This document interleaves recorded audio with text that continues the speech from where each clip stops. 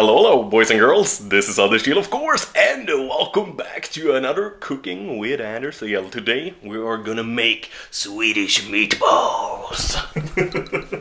Let me flip the camera here. So basically what I'm gonna be using is some potatoes. I'm gonna have a little bit of a salad. We're gonna have some ströbröd in the meatballs. That is basically breadcrumbs. We're gonna have some milk. We're gonna have some yellow onion. We're gonna have some garlic. Not too much in the meatballs themselves, but I'm gonna do a little bit of garlic butter and mash up the potatoes with. I think that's gonna be tasty. A little bit of butter to fry them in. A little bit of oil, salt. Of course we need some meat. I'm gonna go with 100% pork meat, but most people like to have 50-50 pork and beef. So yeah, I kind of recommend people to do that, but never do your meatballs without pork meat, because the pork meat makes them very juicy, I guess, or succulent. That's the best word I can come up with. And we're gonna have one egg in them as well. So let's start off by doing some of the really boring prep work, like peeling the onions and the potatoes and cutting them up and all that kind of stuff.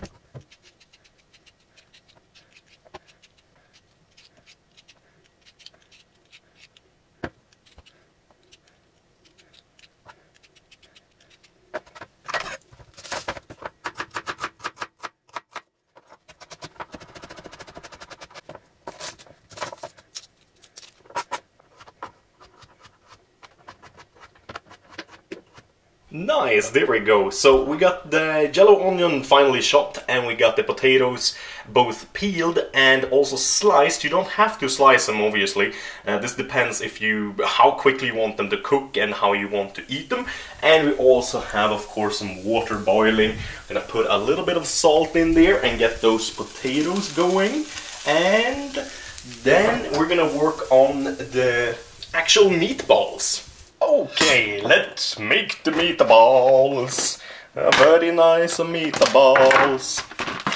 So basically, there's a lot of different recipes about this online and that kind of stuff. So it kind of depends on how you want to do your meatballs and so on. But I kind of just, as we say in Sweden, höftar det. Basically means I kind of just do them like I feel like it. And we're gonna put that yellow onion in. It's quite important that they're finely chopped, like I said, simply because you want it to be cooked when you actually eat them. You don't want it to be raw pieces of onion in there with the meat that's already cooked, because no one likes that, that's for sure. We're gonna grab ourselves an egg. Hopefully we can open it up nicely. There we go, without any pieces of shell. I think we did it. I think I need to wash my hands. At least rinse them off. Got a little bit of egg on there. And then we want to just put in about half the milk. This is like 1 deciliter. I put in about half a deciliter now. And then we want to have... should have opened this. Should have prepared better. Then we have the breadcrumbs. Oh man, it doesn't want to come out. It's being difficult, goddammit. Here we go.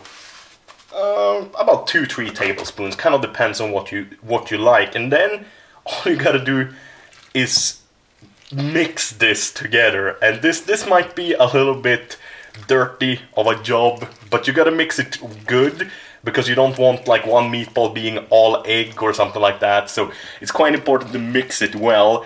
This is gonna take me a couple of minutes. I'm gonna finish mixing it, and then we're gonna get to actually making the meatballs. Okay, there we go. I actually didn't add any more milk because I didn't need it. It was pretty much perfect, and if you can see the consistency, if you change it or shape it, you want it to obviously keep its shape, and that should make for much easier meatballs to make. And now it kind of depends on how big you want them, but you just kind of grab a handful and then just gently roll them to about this size. A little bit smaller than a golf ball I would recommend, because otherwise it takes too long to cook them. So yeah, this is pretty much perfect, I would say. So let's go ahead and make a couple of these and then fry them up in the pan. There we go, we got ourselves some nice meatballs, and they're not perfectly shaped, but they're good enough to eat. And we got ourselves some oil and also some butter here. We're gonna wait until the butter is browning up a little bit. I'm gonna be right back with you guys. It shouldn't take too long, but that's when we wanna put in the meatballs. Okay, my meatballs were a little bit big, so I had to cook them pretty well. As you can see here, I've cut one up in half or divided it, and you can see that it's still a little bit raw inside, not much though, so I think they're gonna be perfectly done in just 1 minute. The potatoes are done, still warm, so we can make ourselves some nice kind of basic potato mash, I guess. So I think it's time to actually fry the rest of the meatballs and then plate up this delicious meal. Okay, second batch of meatballs are in the pan, and whilst I wait for them, I'm gonna quickly mash up some of the garlic actually to make the garlic butter, and I'm also gonna cut up some of the lettuce to make the salad. And then I think we're ready to actually plate up this puppy and enjoy it. And there we have it. We got a little bit of the salad. We have the leftover meatballs, so you can eat it the next day as well, since I made a lot of it. And there's the plate. This is gonna be good. So, I hope you guys have enjoyed the video. And as usual, thank you guys for watching. Have a wonderful day. Bye bye. Meatball!